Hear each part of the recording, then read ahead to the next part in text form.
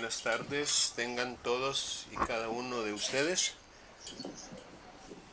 Buenas tardes, licenciado. Buenas tardes, bienvenidos y bienvenidas a la sesión de hoy. Vamos a arrancar esta sesión compartiendo pantalla y vamos a ver si podemos ver los contenidos que se han preparado para la presente semana, que como ustedes han de recordar es la semana 9. El tema de esta semana, aquí está.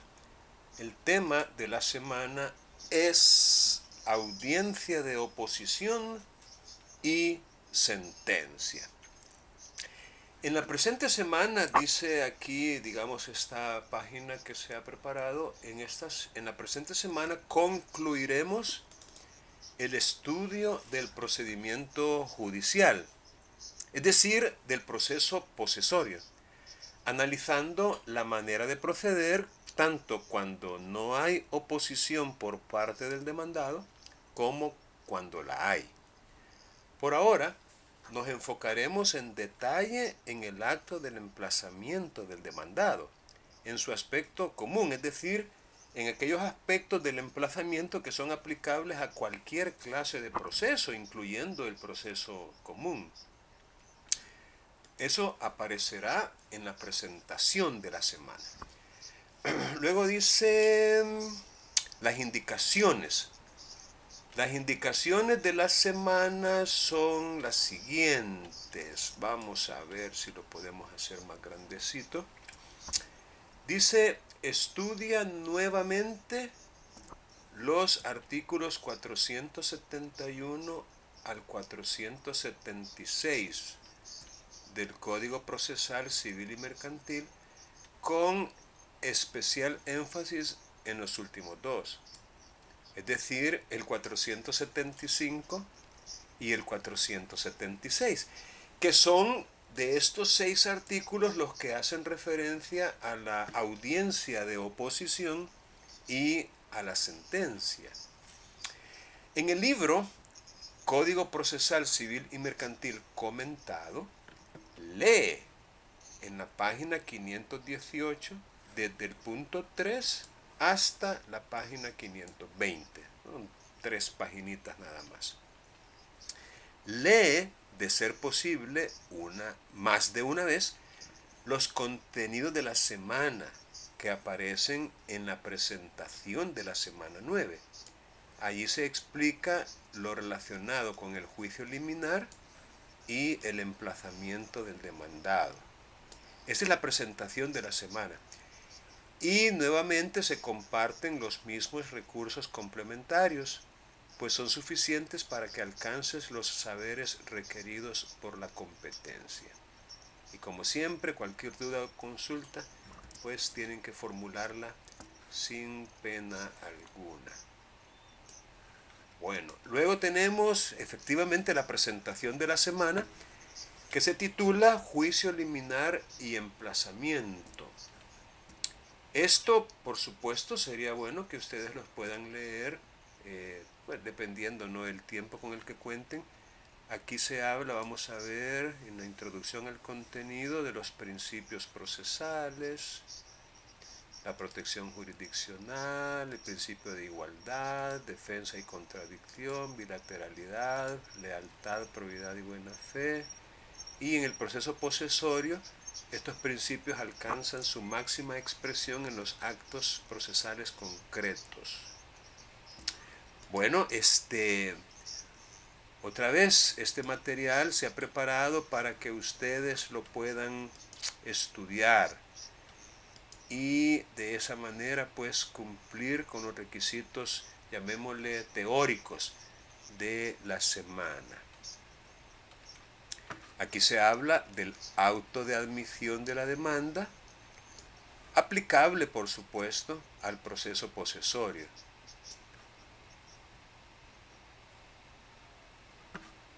Hay un ejemplo incluso de las prevenciones que se le pueden hacer. Todo esto les puede servir a ustedes incluso como base para los expedientes que tienen que ir formando. Aquí hay un ejemplo de un auto que admite una demanda por reunir los requisitos.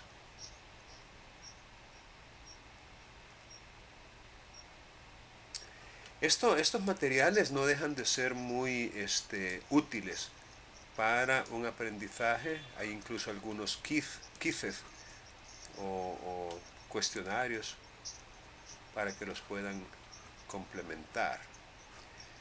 Así que no dejen de estudiar estos materiales.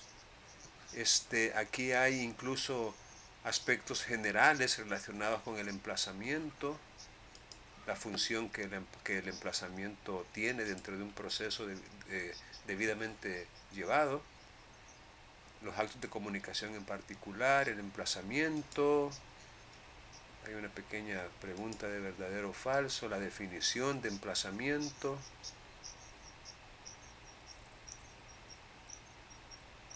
No, hombre, este material está bien interesante.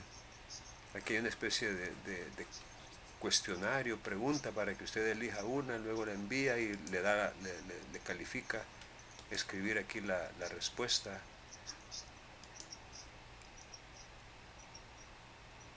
Los modos de realizar el emplazamiento. El emplazamiento primeramente tiene que intentarse que sea personal o podría ser por terceras personas, los requisitos para cada uno de ellos. Así que les queda, digamos, la tarea, ¿no? De poder revisar estos materiales porque precisamente se han compartido con ustedes con ese propósito. Es más, vamos a hacer una cosa, vamos a tomar un poco de tiempo para leer código, pero la otra parte de la sesión sí yo creo que valdría la pena que ustedes, me imagino que no tienen mucho tiempo por otras asignaturas, otras tareas, entonces sería bueno que se les provea de algún poco de tiempo para revisar estos materiales.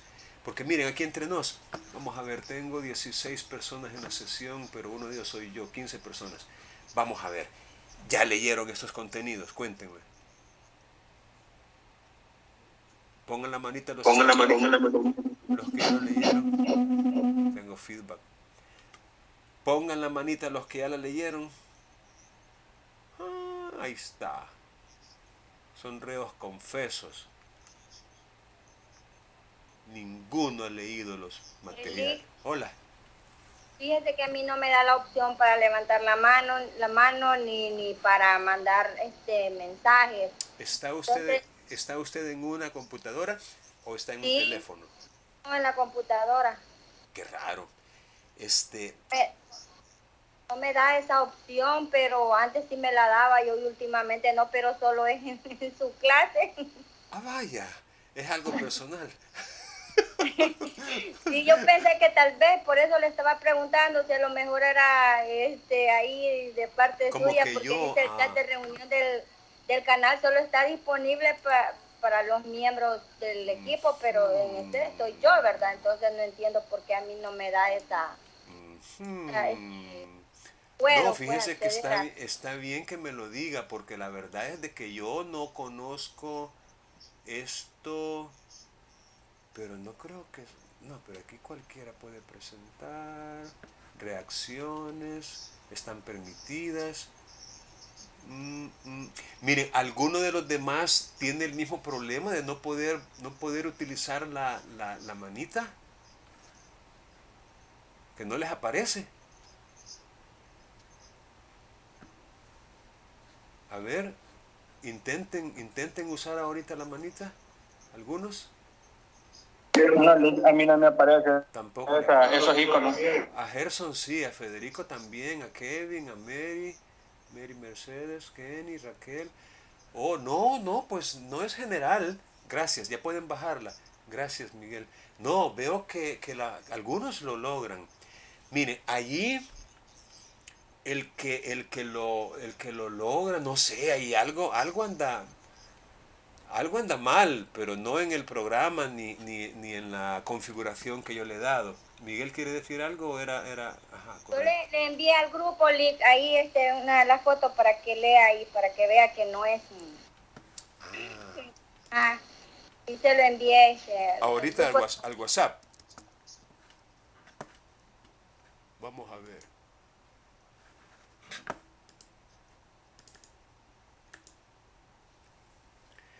Dice, el chat de reuniones del canal solo está disponible para los miembros del equipo. El chat de reuniones... No, pero eso no tiene nada que ver con la manita usted, creo yo. Hmm.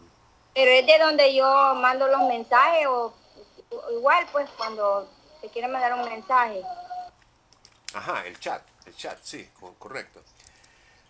Bueno, allí, Pero de la pregunta que estaba haciendo a usted, licenciado, si yo leí el material que usted acaba de abrir y que estaban esas preguntas, entonces ahí yo las iba contestando. Y es perfecto. mucho. Sí, es bastante, es cierto. Excelente, excelente. Bueno, esa obviamente es la idea, ¿verdad? Que todos podamos aprovechar este material para poderlo revisar. Nos va a servir muchísimo en el aprendizaje del derecho procesal en general, ¿verdad? Porque se regula precisamente lo que es, en este caso, el emplazamiento. Bueno, vamos a continuar aquí con la presentación. Tenemos los recursos complementarios que, como ya les dije, básicamente son los mismos que hemos venido trabajando. Y también la programación, que hoy es martes 15, la otra la vamos a tener el jueves a la misma hora. Y la actividad. Ya les dije que el laboratorio 1 del cómputo 2 va a tener dos partes. Una de ellas ya la cumplieron. Se trata de una demanda en proceso posesorio. Y esa la vamos a valorar o la vamos a ponderar con el 15%. Y el otro 15% va a ser una prueba de conocimiento, una prueba objetiva que van a tener que desarrollar el próximo domingo 20 a las 8 de la noche. Miren, ¿por qué hago esto? Vaya, yo creo que ya todos ustedes están muy contentos, muy satisfechos con las notas obtenidas en el primer cómputo, en el primer bloque, y los felicito, está muy bien. Pero, honestamente, aquí entre nos, como profesor, me queda, digamos, aquella duda de si en verdad los conceptos fundamentales han sido asimilados. Y no me van a dejar mentir. Si usted sabe que será sometido o sometida a una prueba de conocimiento teórica o práctica, si pudiéramos, usted se prepara. Pero si usted no tiene, digamos, esa presión, llamémosle así, me disculpo por el uso de la palabra, si usted no tiene esa motivación, voy a usar motivación, de que le van a hacer un examen, entonces usted no, como que no le pone tal vez mucha atención al asunto. Y a mí me interesa que usted conozca, mire, cómo vamos a dejar sin evaluar aspectos sustantivos, como los que aprendemos en el Código Civil, por ejemplo, o lo relacionado con las explicaciones sobre la posesión que aprendemos de tratadistas como Alessandrís o Marriba. Es decir, son temas que lamentablemente para algunos y afortunadamente para otros, dependiendo del nivel en el que usted se quiere colocar, algunos lo ven bien, pero otros quizás no tanto. Pero bueno, ni modo. A veces toca, a veces no. Así que la actividad definitivamente que la vamos a hacer. ¿Alguna pregunta que tengan hasta este momento? Son libres de preguntar. pregúntame acá, como decía aquel. Bueno, si no tienen preguntas, vamos a remitirnos de inmediato. Uy, tengo que cambiar el cassette porque estoy con otros materiales aquí. Vamos a ver. Miren, vamos a concentrarnos ahorita en esos artículos que ya ustedes han leído antes, procesos posesorios. Vamos a concentrarnos ahorita en el articulado de el proceso posesorio. El código habla de procesos en plural, pero ya hemos aprendido que lo que son varias son las pretensiones posesorias. Pero el proceso posesorio en realidad es uno solo. Entonces, en este artículo 471 se hace una referencia o un reenvío, quizás esa palabra sea más adecuada, se hace un reenvío al Código Civil, exactamente a los títulos 12º y 13º del libro segundo del Código Civil, es decir, a los artículos 918 y siguientes. Miren, yo quiero, de hecho, vamos a ver si podemos aprovechar la coyuntura que ya estamos aquí para pasar nuestros ojos de nuevo por el Código Civil. Vaya. Las acciones posesorias, artículo 918. Vamos a ver si podemos pasar nuestros ojos por estas disposiciones así rapidito. Las acciones posesorias tienen por finalidad conservar o recuperar la posesión. Ojo, de bienes raíces. También se es poseedor de bienes muebles, pero las acciones posesorias no versan sobre recuperar o conservar la posesión de bienes muebles. No, únicamente bienes inmuebles o raíces o derechos reales que se han constituido en ellos, o sea, en bienes raíces. Hay cosas que por no poderse ganar por prescripción, no puede sobre ellas haber acción posesoria. Y nos pone como ejemplo las servidumbres inaparentes o las servidumbres discontinuas. Sobre ellas no puede haber acción posesoria. ¿Por qué? Porque son cosas que no se pueden adquirir por prescripción adquisitiva. Tampoco puede haber acción posesoria sobre cosas que por su naturaleza son muebles. Otra vez, las acciones posesorias solo recaen sobre la posesión de bienes raíces. Este artículo es bien interesante. Dice que el heredero tiene y está sujeto a las mismas acciones posesorias que tendría y a que estaría sujeto su autor si viviese. Eso es una consecuencia de la naturaleza que tiene la herencia.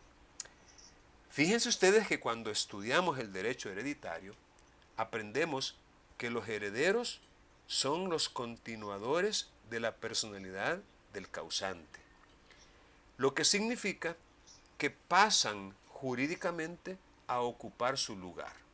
Son los sucesores. La palabra sucesión, esa es la idea que nos da. Suceder es sustituir a otro y continuar digamos, las mismas relaciones y por ende ocupar el mismo lugar, jurídicamente hablando, que tenía aquel a quien se está sucediendo, en este caso el causante. Quiere decir que el heredero tiene y está sujeto, es decir, activa o pasivamente, tiene las mismas acciones posesorias que tuviera o que tenía en vida el causante. Aquí nos habla de un término que en lo personal pues me da un poco de confusión, diría yo, o de una interpretación doble, digámoslo así, o ambigua, porque el término prescriben tiene que ver con la prescripción. Es decir, si se utiliza aquí el término prescriben, es porque estamos hablando de la prescripción. Y de la prescripción, déjenme ver,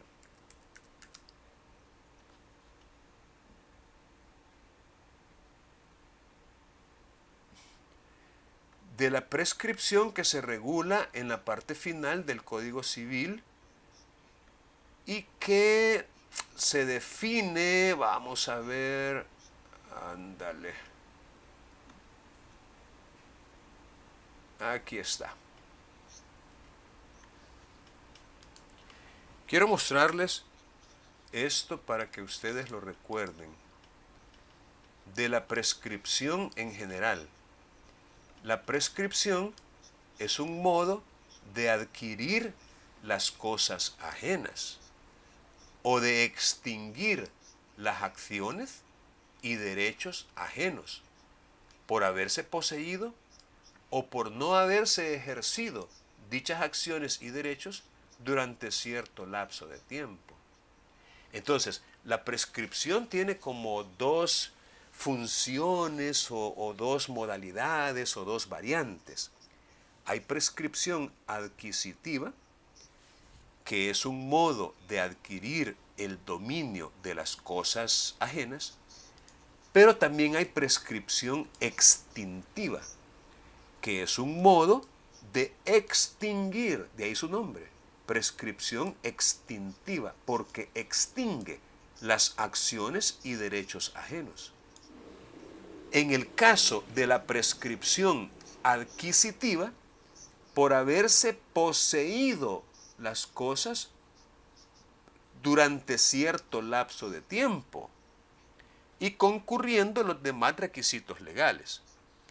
Y la prescripción extintiva por no haberse ejercido dichas acciones y derechos durante cierto lapso de tiempo. En otras palabras, la prescripción es un modo de extinguir acciones y derechos por no haberse ejercido durante cierto lapso de tiempo. Entonces, cuando el artículo 921 dice que las acciones que tienen por objeto conservar la posesión prescriben al cabo de un año completo, pues por utilizar la palabra prescriben, pues parece no haber duda alguna de que está hablando de la prescripción, aquella que acabamos de ver la definición en el mismo Código Civil. Sin embargo, con respecto a las acciones que tienen por objeto recuperar la posesión cuando hemos sido despojados de ella, aquí no dice prescriben, aquí dice expiran. Entonces, la pregunta del millón, bueno, siempre al cabo de un año. La pregunta del millón en esta parte es si el Código Civil está hablando de prescripción en este artículo, tanto cuando dice prescriben como cuando dice expiran, o si está hablando de caducidad. Y es que miren, la prescripción y la caducidad se parecen muchísimo, pero también tienen diferencias fundamentales. La principal diferencia de la prescripción con relación a la caducidad es que la caducidad opera de pleno derecho. No es necesario que se alegue, no es necesario que se solicite su declaración. Un juez puede declarar caducado un derecho o una acción aún de oficio, sin que se lo pidan. Repito, la caducidad opera sin petición de parte, aún oficiosamente. La prescripción no. Por eso es que yo en cierto momento, cuando les estaba explicando este artículo, yo les dije de que tenía que ser alegada la prescripción para que el juez la pudiera declarar y efectivamente extinguir o enervar esa acción. Pero el problema con el que nos topamos es que el artículo 473, ya en el Código Procesal Civil y Mercantil, este artículo prácticamente ya no habla de prescripción. Más bien da la impresión de que está hablando de caducidad de la acción. Porque cuando nosotros leemos literalmente este artículo 473, dice, se declararán improponibles las demandas posesorias que pretendan conservar o recuperar la posesión. Si se incoaren, es decir, si se plantean, si se interponen o si se inician o presentan, una vez transcurrido el plazo de un año, contado a partir del momento en que tuvo lugar la perturbación o el despojo. En otras palabras, cuando dice que se van a declarar improponibles, repito, da la idea de que esto el juez lo puede hacer aunque no se lo pidan, es decir, de manera oficiosa. En ese caso, no estamos ante un plazo de prescripción, estaríamos ante un plazo de caducidad. Así que pónganle atención a esto porque no deja de ser relevante. Imagínese que usted sea, por ejemplo, quien está interponiendo una demanda posesoria por parte pues, del perjudicado, aquel que perdió o se fue despojado de la posesión y usted lo representa, pero presenta la demanda pasado ese año.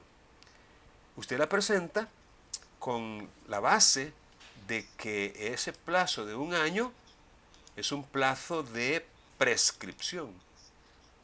Y usted la presenta, como quien dice, con aquella esperanza de que el demandado no la alegue, la prescripción. Y siendo que no la alega, pues el proceso tendría que continuar hasta la sentencia. Pero el juez viene y se la rechaza, rechazo de la demanda. Se la declara improponible, ya que, obviamente, este artículo prácticamente le está ordenando que la declare improponible cuando lo que se pretende es conservar o recuperar la posesión, pero transcurrido el plazo de un año, contado a partir del momento en que tuvo lugar la perturbación o el despojo. Entonces, con eso en mente, repito, yo creería que a pesar de lo que dice el Código Civil, que habla de prescripción, vamos a entender, gracias a lo que dice el artículo 473, que el plazo de un año es más bien de caducidad.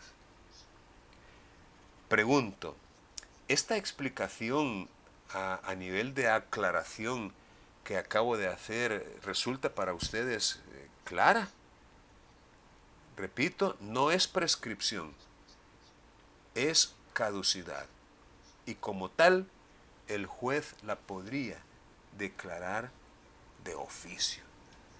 Si en la misma demanda usted menciona de que la perturbación o el despojo tuvo lugar más de un año atrás, el juez no va como que dice, a admitirle la demanda. Lejos de eso, se la va a rechazar.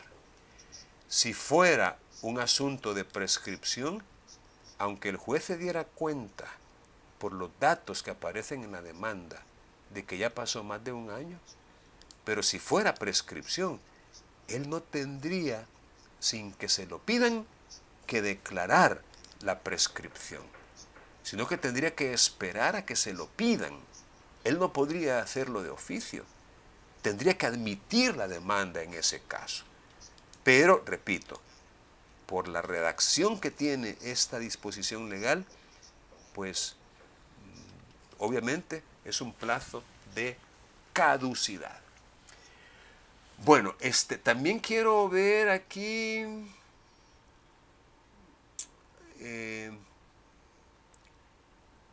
el poseedor tiene derecho para pedir que no se le turbe o embarace su posesión, o se le despoje de ella, que se le indemnice del daño que ha recibido y que se le dé seguridad contra el que fundadamente teme. Vaya, aquí les hago una pregunta. ¿Qué pidieron ustedes en las demandas que presentaron? ¿Qué fue la petición concreta que hicieron? Es decir, tal vez resumida la pregunta, ¿incluyeron que se les indemnice por los daños y perjuicios? Y eso no deja de ser tampoco relevante. Es decir, les pongo un ejemplo. Hay una sentencia en proceso posesorio que esa sentencia llegó hasta la sala de lo civil.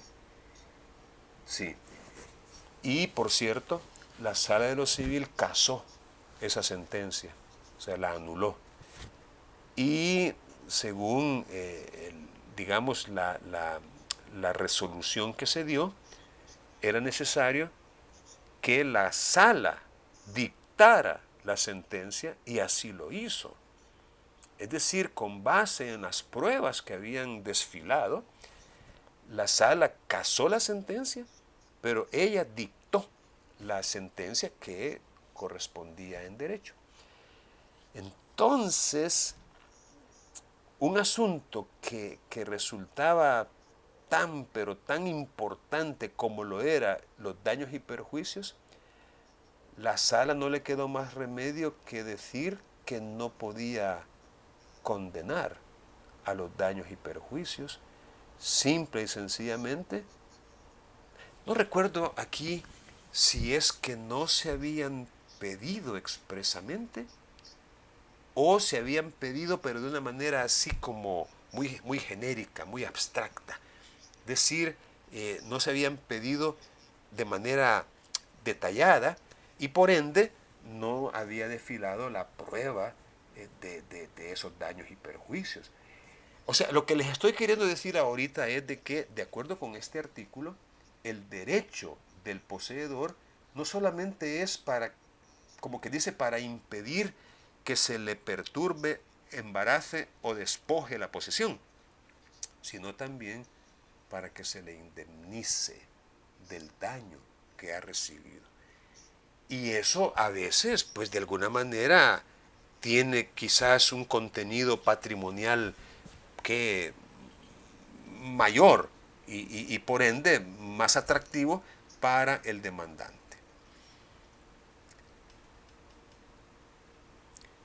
En el artículo 923 menciona a otros actores que, al igual que el poseedor, fíjense bien, al igual que el poseedor, pueden ejercer acciones y excepciones posesorias.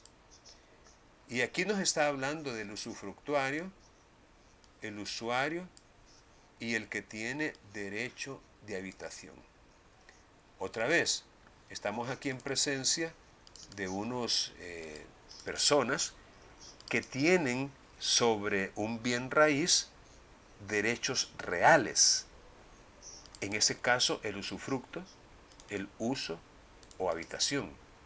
Entonces, este artículo enseña que aún contra el propietario, aquí claramente podemos ver la diferencia que se establece entre el propietario, que en el caso del usufructo sería el mero o nudo propietario, y el usufructuario. Es decir, son personajes distintos, porque uno es el mero o nudo propietario y otro es el usufructuario. O por su parte, entre el usuario o el habitador y el propietario. Es decir, aún contra el propietario, ya no digamos contra una persona ajena o distinta que no es el dueño del bien raíz. Entonces, estas acciones y excepciones posesorias se conceden también al usufructuario, usuario y habitador. El propietario es obligado a auxiliarlos contra todo turbador o usurpador extraño, siendo requerido al efecto.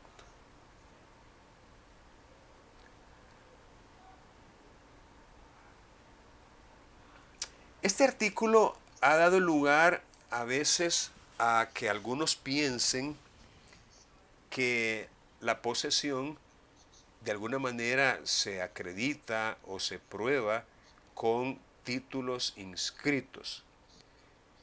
Y es que lo cierto es que cuando un propietario es al mismo tiempo poseedor, pues obviamente no hay ningún inconveniente en que el mismo título inscrito de su dominio le pueda servir para comprobar la posesión.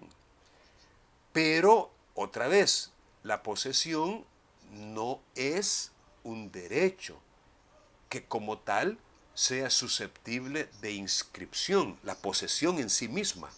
La posesión es un hecho y así ha sido reconocido por todos los autores que han desarrollado o explicado esta figura. Y nuestro código obviamente no es ajeno a eso. Entonces, obviamente, la posesión de derechos inscritos, entendamos derechos reales, como el dominio mismo, el usufructo, la servidumbre, se prueba por la inscripción. Totalmente de acuerdo. Pero no porque la posesión sea la que se inscribe, sino los derechos reales son los que se inscriben.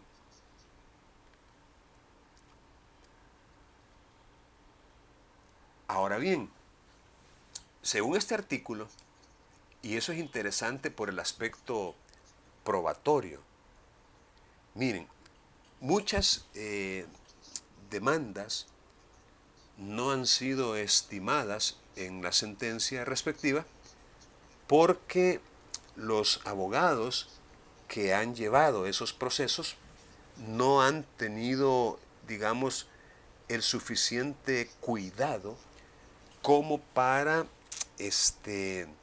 acreditar o probar la posesión. Entonces, este artículo nos da a nosotros algunas claves que son bastante útiles para, en materia probatoria, acreditar la posesión. Claro, si alguien, digamos, tiene el derecho inscrito y tiene por ende título inscrito, pues está bien. O sea, no significa que no le pueda servir como prueba también de la posesión vinculada a ese derecho. Lo que quiero dejar claro es de que se inscribe no por la posesión. Alguien podría perfectamente, y hay miles de casos en que la posesión no está inscrita. Lo que está inscrito, por ejemplo, es el dominio. Lo que está inscrito, por ejemplo, es el usufructo. Lo que está inscrito, por ejemplo, es el derecho de habitación en un bien raíz, pero no la posesión. ¿Por qué? Porque la posesión la tiene otra persona distinta del titular de ese derecho real. Una persona, repito, diferente. Entonces, aquí es donde habla de posesión material, como para distinguirla, si se quiere, de la posesión inscrita, posesión material. Así le llama este artículo 926. Entonces, aquí dice, mire, deberá probarse por hechos positivos de aquellos a que solo da derecho el dominio. Y menciona algunos ejemplos: el corte de maderas, la construcción de edificios, la construcción de cerramientos, plantaciones, cementeras y otros de igual significación, ejecutados sin el consentimiento del que disputa la posesión. Es decir, no tiene que haber consentimiento de la parte contraria, de la parte opuesta, sino sin ese consentimiento el poseedor material ejecuta estos hechos positivos, visibles, que pueden perfectamente notarse. O sea, por eso es de que la posesión material o no inscrita, como le llama el código, la prueba eficaz, pertinente, relevante, útil, es la prueba testimonial.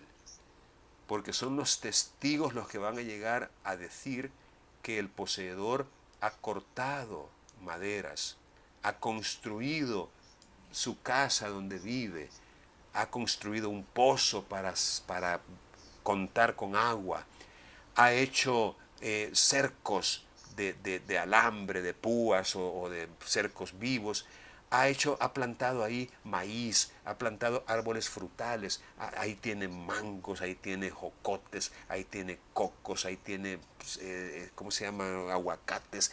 Es decir, ha sembrado semillas, ahí tiene un huerto casero, ahí tiene rábanos, tiene zanahorias, tiene remolacha, tiene qué sé yo. Es decir, son los testigos los que van a llegar a decir eso. Lo ha reparado los cercos, ha introducido el servicio de energía eléctrica, ha introducido servicio de anda, de alcantarillados, ha limpiado, ha pintado la propiedad a su gusto. Es decir, hechos positivos de aquellos a que solo da derecho el dominio. Es decir, se comporta como dueño y actúa como tal.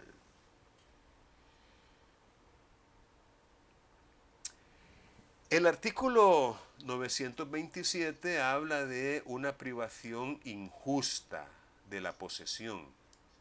Tiene derecho para pedir que se le restituya con indemnización de perjuicios sin que para esto necesite probar más que su posesión y el despojo violento o clandestino. Otra vez, esta es una acción posesoria tendiente a que se restituya la posesión con indemnización de perjuicios. Mire, otra mención que se hace de este derecho que tiene el poseedor de que se le indemnicen los perjuicios. Así que repito la pregunta: ¿ustedes incluyeron indemnización de perjuicios en su demanda o no?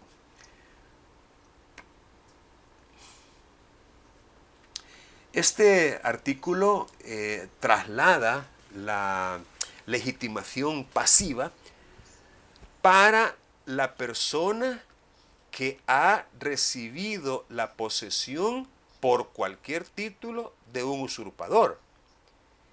Es decir, habla de usurpador como el que privó de la posesión, pero luego ese usurpador se la transfirió a otro.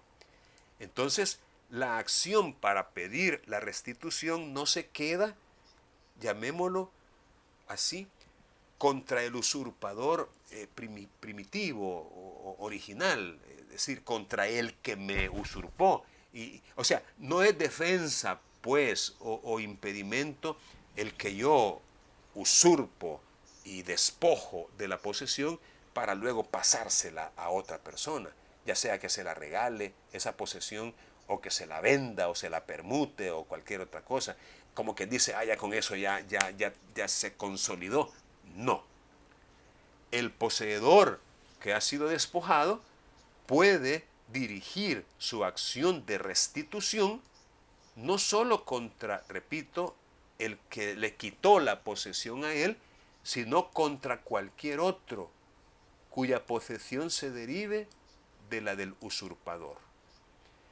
Pero ahí cambia el tema de la indemnización de perjuicios. Porque en ese caso, la indemnización de perjuicios solamente se puede, digamos, percibir o reclamar del usurpador o de algún tercero de mala fe. Aquí entra en juego si el tercero que adquirió esa posesión usurpada estaba de buena o de mala fe.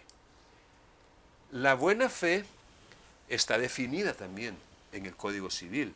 Ustedes pueden buscar buena fe en el Código Civil y van a encontrar su definición. Importante es recordar que la buena fe es la que se presume, lo que significa que la mala fe no basta con alegarla. No, es que ese es un tercero de mala fe. Eso no es suficiente, porque lo que se presume no es la mala fe, sino la buena fe. Aquella conciencia que la persona tiene de haber adquirido el objeto sin vicios, sin defectos, sin anomalías. Es decir, la buena fe es esa conciencia, esa paz, esa tranquilidad de que yo he adquirido algo en buena lid. Es decir, sin agravios, sin ofensas, sin fraude, sin perjudicar a nadie. Esa es la buena fe. La mala fe, por supuesto, es lo contrario. Pero si usted le atribuye mala fe a alguien, tiene que probarla. No basta con atribuirla, hay que probarla. Si de repente nos encontramos con varias personas que tienen, digamos, la obligación de indemnizar los perjuicios, los serán in solidum. Aquí voy a detenerme para que alguno de ustedes, en sus propias palabras, me explique qué significa en este contexto ese término, que no parece en español, más parece en latín, in solidum.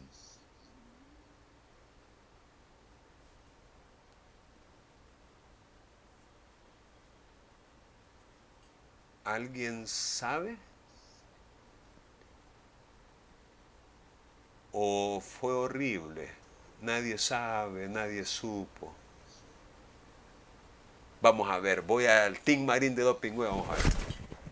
Team Marín de Dopingüe, Cucaramacara, Cucarajue, Juan Juanillo le dijo al rey, J. Cabeza Nariz de Huevo, tú, Federico Rosales, está por ahí. Active su micrófono. Federico. Federico a la una. Ya lo voy a sacar de la sesión mejor para que se vuelva a conectar después. Ajá. Vamos a hacer otro Team Marín de María José. Active su micrófono, por favor. Gracias. Gracias. Mire, así entre nos, ¿qué le viene a su memoria o a su mente cuando escucha esta frase? Habiendo varias personas obligadas, todas lo serán in solidum. como que, ay, como que es una relación entre ellas. Ok, ok, gracias. Gracias, Kevin Velázquez. ¿Le viene algo a su memoria al escuchar esta frase?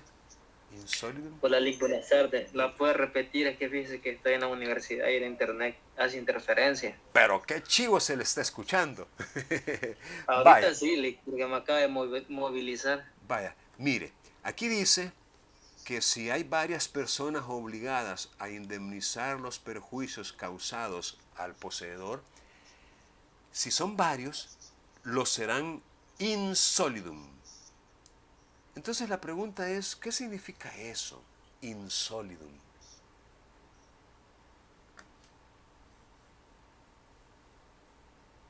Ajá. Hola, Lick. Hola.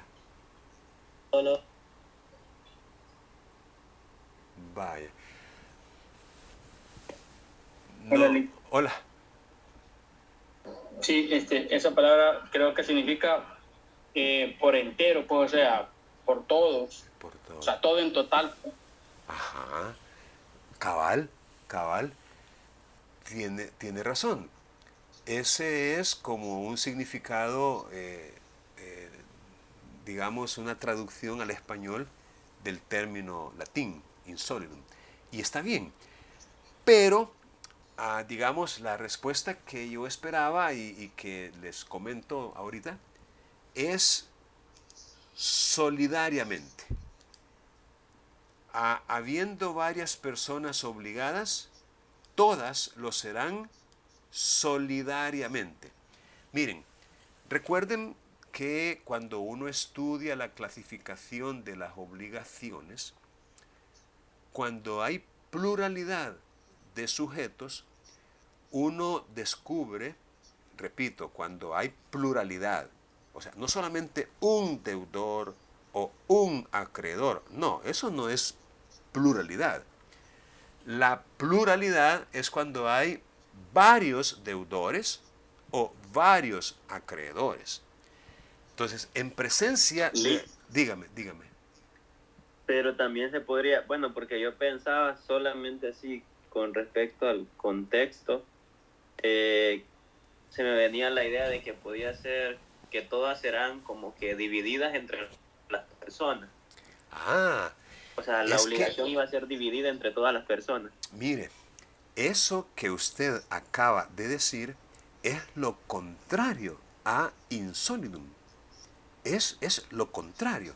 Y es precisamente lo que estoy a punto de explicar.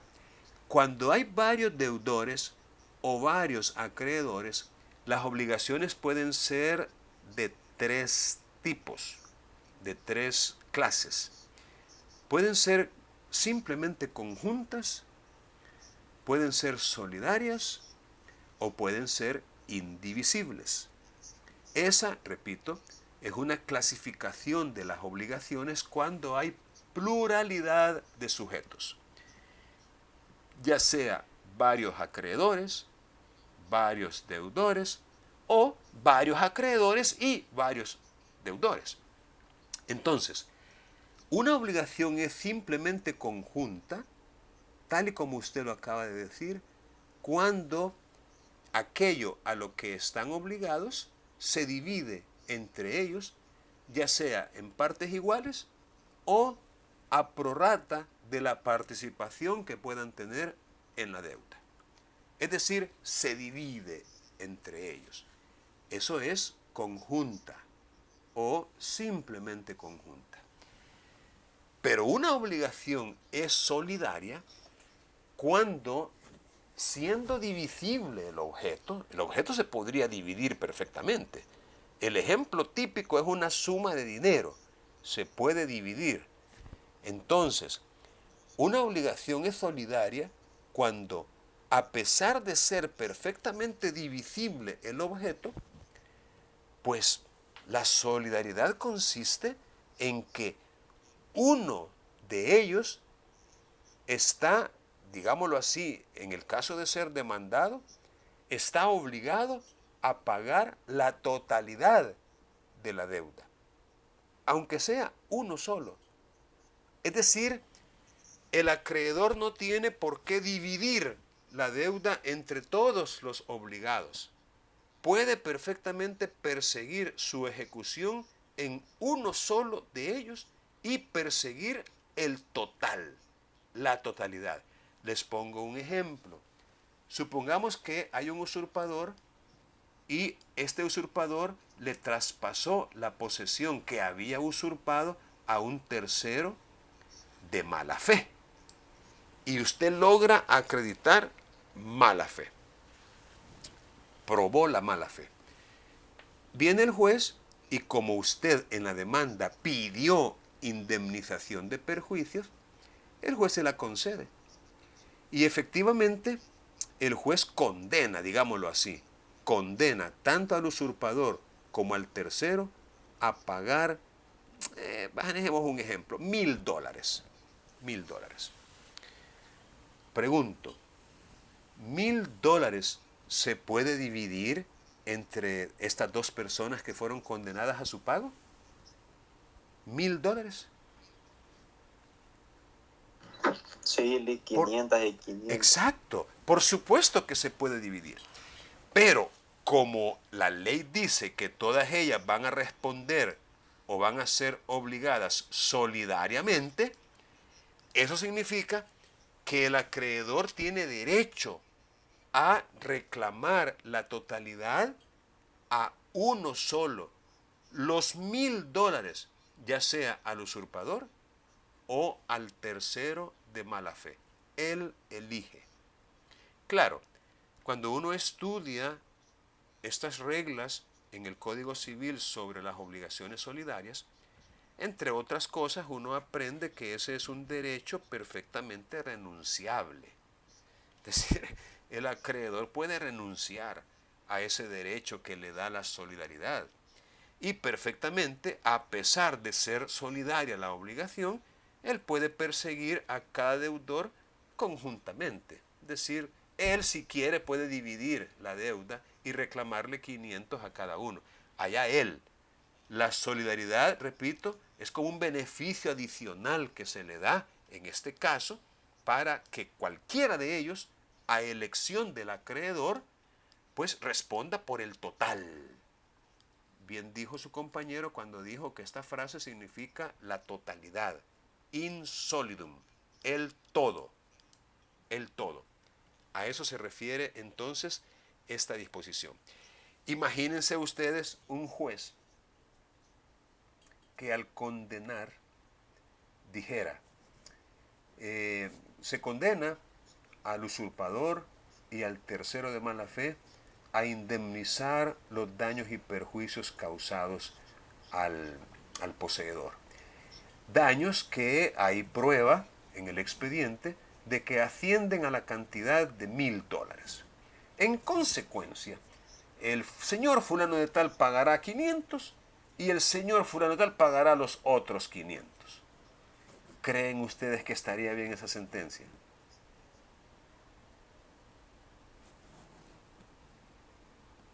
¿Sí o no?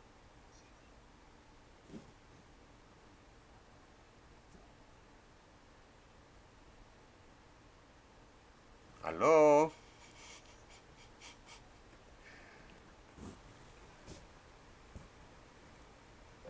No, Lick, yo consideraría que no. Así es, no estaría bien. Y no estaría bien porque el juez estaría inobservando lo que dice este artículo, de que habiendo varias personas obligadas, todos lo serán in solidum. Es decir, el juez no estaría autorizado por la ley para dividir la deuda entre los obligados. Según esto, la obligación sería solidaria y el juez tendría que remitirse a este artículo para decir que serán solidariamente obligados al pago. Bien, déjenme ver que se me ha cubierto el 929. El artículo 929 creo que lo vimos cuando comentábamos una sentencia.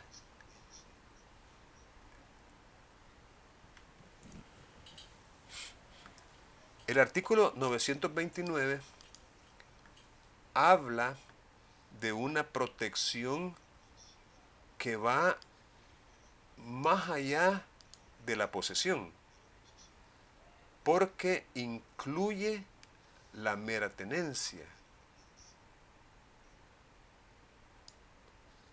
Es decir, el artículo 929 de alguna manera faculta aún al mero tenedor para instaurar o entablar o ejercer lo que se conoce como acción de restablecimiento.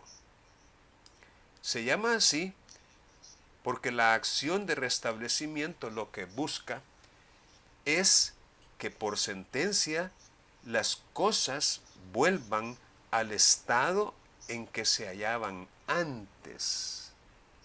Por eso se le llama acción de restablecimiento. La idea, pues, es restablecer las cosas al estado o situación en que se encontraban antes de la acción de despojo.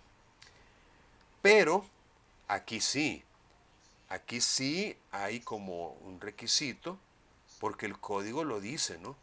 Todo el que violentamente ha sido despojado.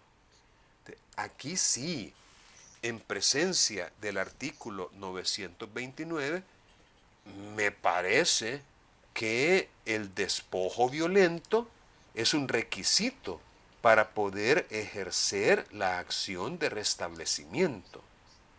Que conste, esta acción de restablecimiento podríamos con propiedad decir que no es una acción posesoria pura, llamémoslo así. ¿Por qué no? Mire, hay por lo menos dos razones para decir que la acción de restablecimiento no es una acción posesoria como las otras, pues, como las que se regulan antes de este artículo. Y es que aquí se requiere un despojo violento. En las otras no necesariamente. No necesariamente tiene que ser violento.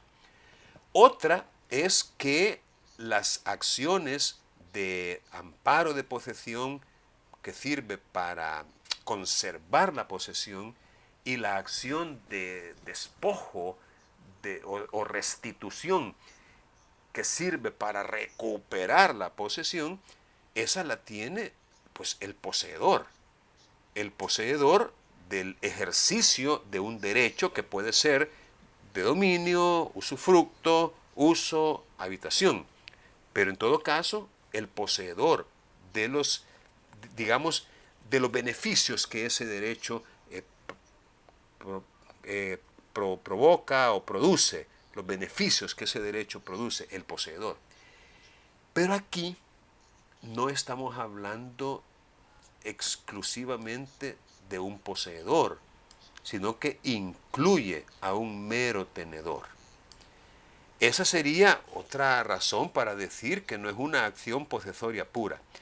Pero la otra, y quizás de más peso, es que este artículo dice: todo el que violentamente ha sido despojado, sea de la posesión o sea de la mera tenencia, y que por poseer a nombre de otro o por otra causa cualquiera no pudiere instaurar acción posesoria. Esta frase, no pudiere instaurar acción posesoria, pues obviamente está indicando que la acción que sí puede instaurar no es posesoria, pues, porque está diciendo no pudiere instaurar acción posesoria. Entonces, esta acción que viene a continuación no es posesoria. lo está diciendo el mismo artículo cuando dice no pudiera instaurar acción posesoria. Yo podría preguntarles, ¿usted considera que la acción de restablecimiento es una acción posesoria? Entonces, si usted no hace un análisis objetivo y suficiente del asunto, pues podría decir, mire, como está en el artículo 929 y el artículo 929 está dentro del título que se titula acciones posesorias, entonces usted podría decir, pues por supuesto que es una acción posesoria, porque está en el articulado de las acciones posesorias. Pero mire, esa no es como quien dice la clave para poder calificar o clasificar las acciones. Me parece que el mismo artículo es lo suficientemente claro cuando dice no pudiere instaurar acción posesoria. Como quien dice, en el caso de un mero tenedor, a él no le vamos a dar acción posesoria, porque no la tiene. El mero tenedor no la tiene. Sin embargo, y aunque no puede instaurar o entablar o iniciar o incoar o ejercer acción posesoria, sin embargo, tendrá derecho para que se restablezcan las cosas en el estado que antes se hallaban, sin que para esto necesite probar más que el despojo violento. Este derecho prescribe en 6 meses. Restablecidas las cosas y asegurado el resarcimiento de daños, podrán intentarse por una u otra parte las acciones posesorias que correspondan. Como quien dice, esta acción de restablecimiento es, y creo que ya se los he dicho, no sé si a ustedes o a los demás, es como una medida urgente que el legislador le concede a la parte agraviada por un despojo violento. Antes había un decreto, no recuerdo si llegó a la categoría de ley, pero se llamaba Diligencias Administrativas de Pronto y Eficaz Auxilio. Fíjense bien el nombre. Pronto y eficaz auxilio. Estas diligencias eran precisamente similares a esto que estamos leyendo aquí. Si a usted llega alguien y violentamente le despoja de la posesión que usted tiene o de la mera tenencia, y usted no puede instaurar acción posesoria, ya que si es mero tenedor, obviamente no puede. O usted está poseyendo a nombre de otro, o por otra causa cualquiera. Lo cierto es que usted no puede instaurar acción posesoria. Entonces, la acción de restablecimiento es para usted, a fin de que las cosas vuelvan al estado que tenían antes de ese despojo violento. Que se le indemnice los daños y perjuicios, y de ahí para allá, pues, como que dice, quedan expeditos los derechos y las acciones que cualquiera pueda intentar. Pero las cosas tienen que volver al estado que tenían antes. Bien, quise repasar con ustedes las acciones posesorias, llamémosle comunes o generales, y lamentablemente el tiempo no nos da para repasar algunas acciones posesorias especiales que se regulan a partir del artículo 931. Pero es necesario leer estos artículos y tratar de comprender el significado de ellos. Para concluir, nomás vamos a leer el artículo 475 ya estoy viendo de mayo, 475 y el 476. Y vamos a ver, yo creo que estos artículos se explican por sí solos. Voy a pedirle a Giselle que me ayude a leer ahí en pantalla, por favor.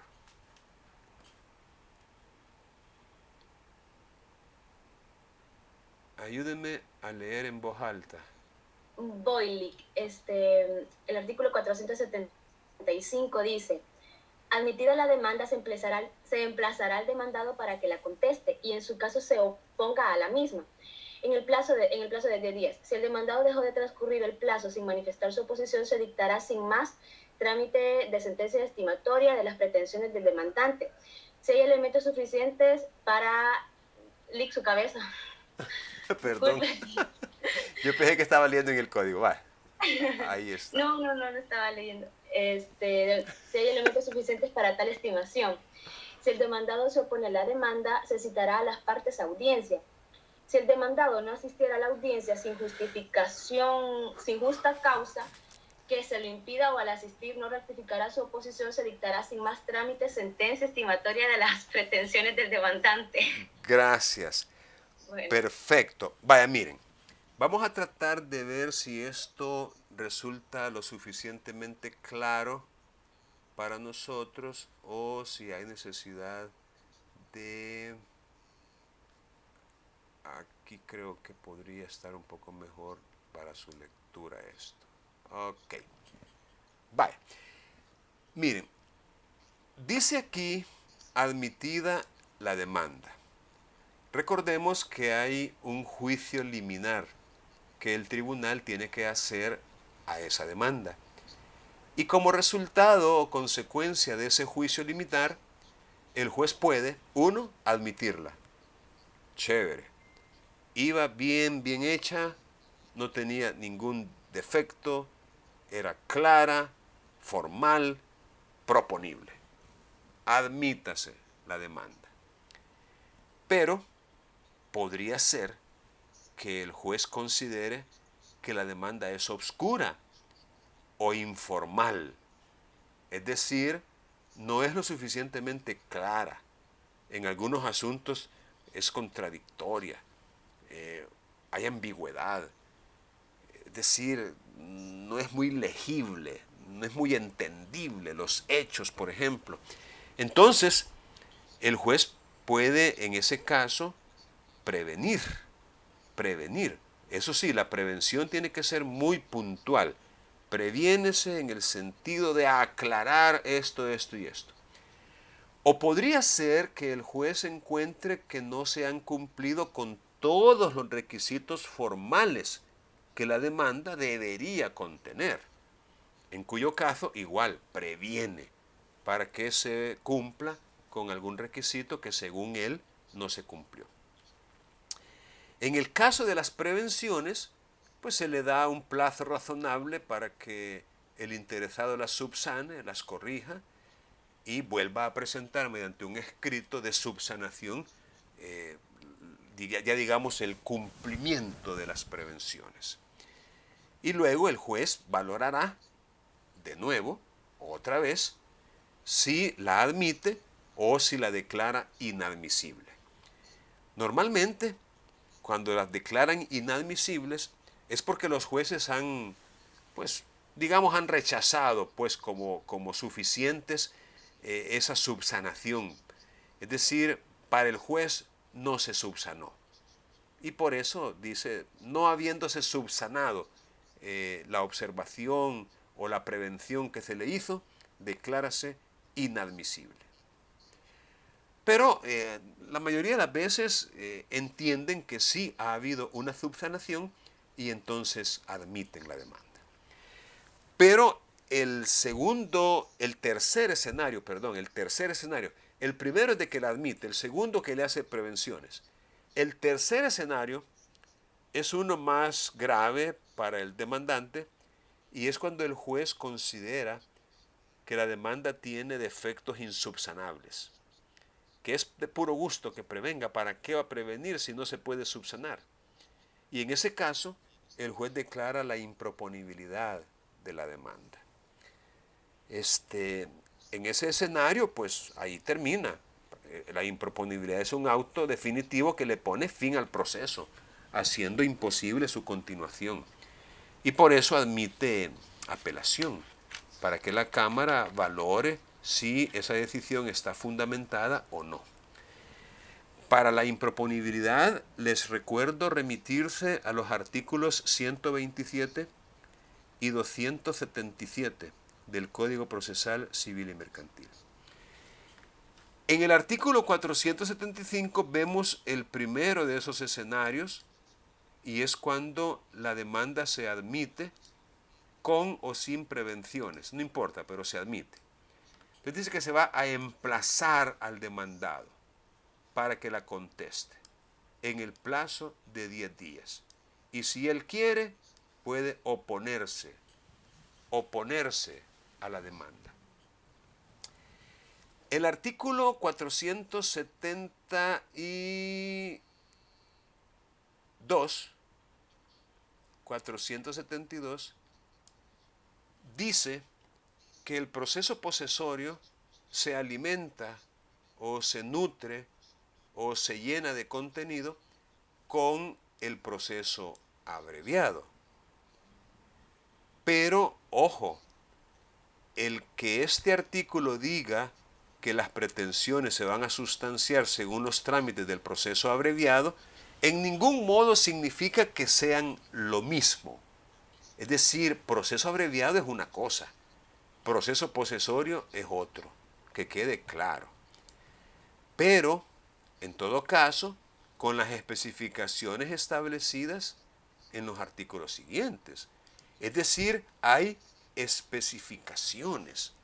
Es decir, puntos en los cuales hay cambio, hay variantes. No es tal y como se tramita el proceso abreviado cuando hay esas especificaciones. Y este es un caso.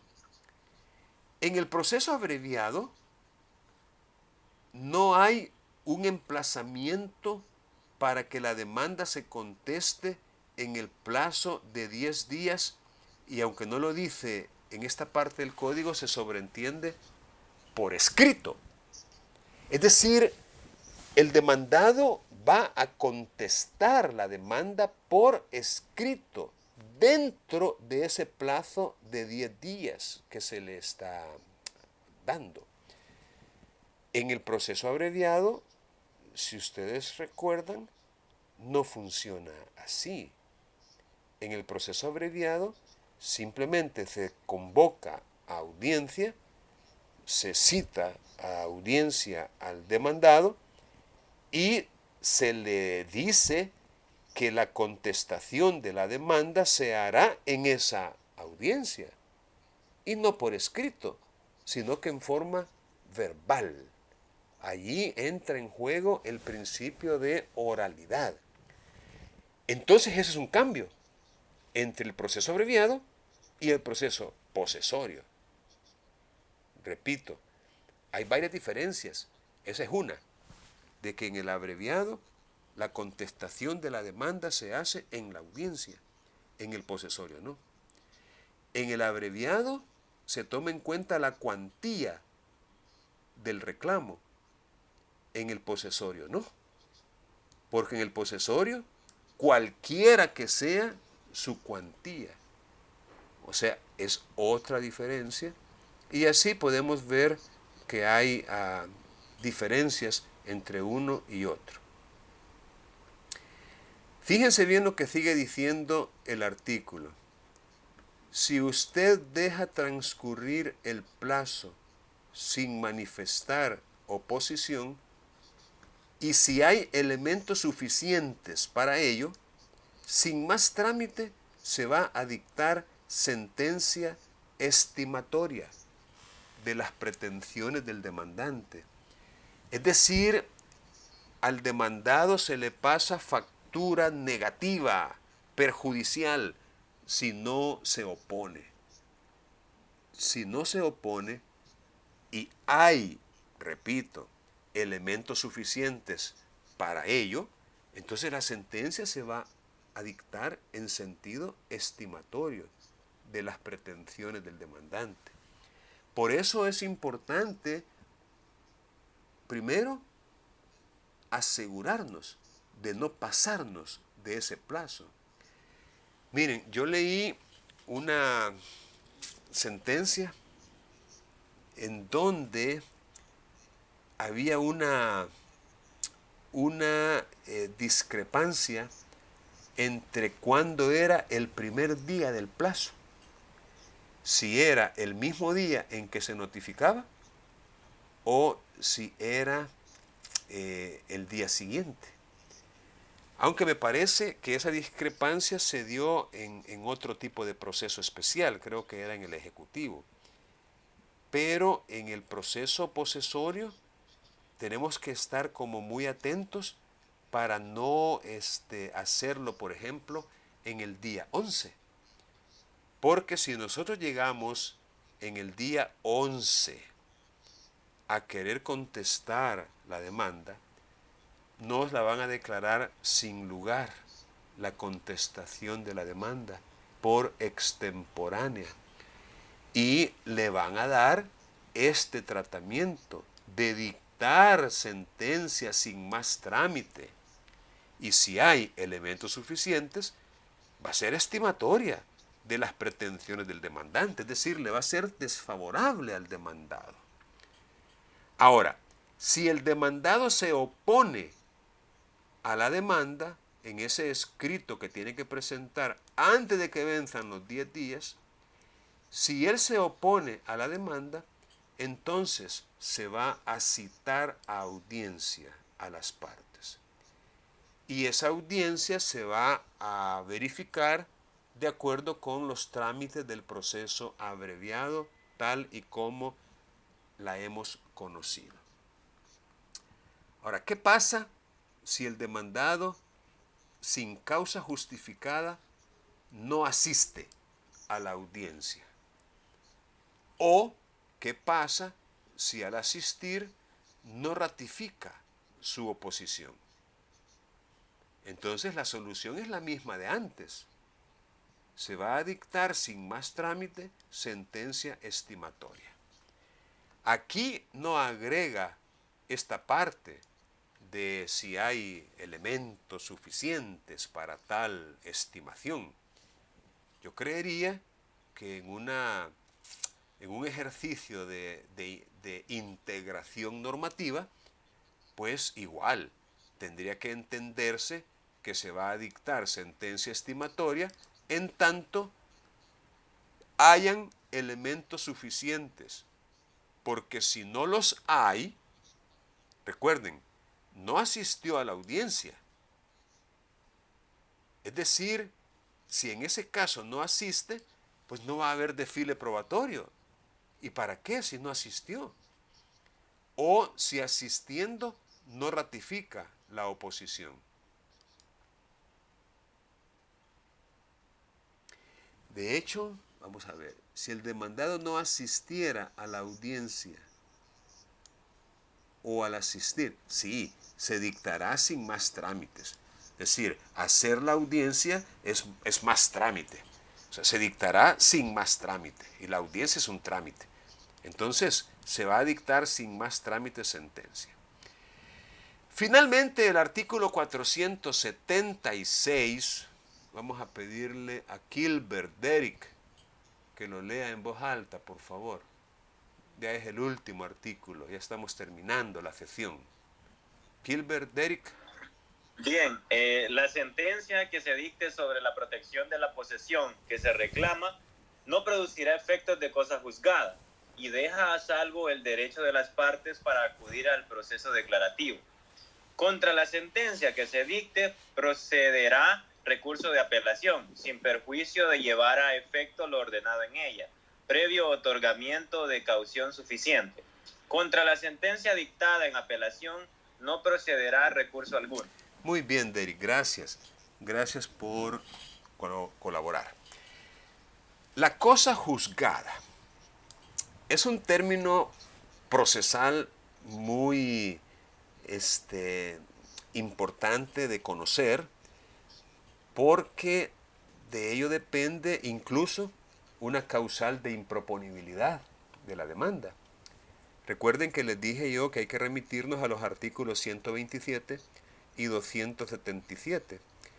En este último, creo, se menciona como ejemplo de una causal de improponibilidad la cosa juzgada. Recuerden que constitucionalmente tenemos nosotros la prohibición de un doble o múltiple juzgamiento. No se puede procesar 2 o más veces a una persona por una misma cosa, por una misma causa. Claro que para ello tiene que haber 3 identidades: identidad de sujetos, identidad de objeto e identidad de causa. Dadas esas 3 circunstancias, si son los mismos sujetos, si es el mismo objeto y si es la misma causa de pedir, entonces hay cosa juzgada y ya no se puede volver a discutir ese asunto.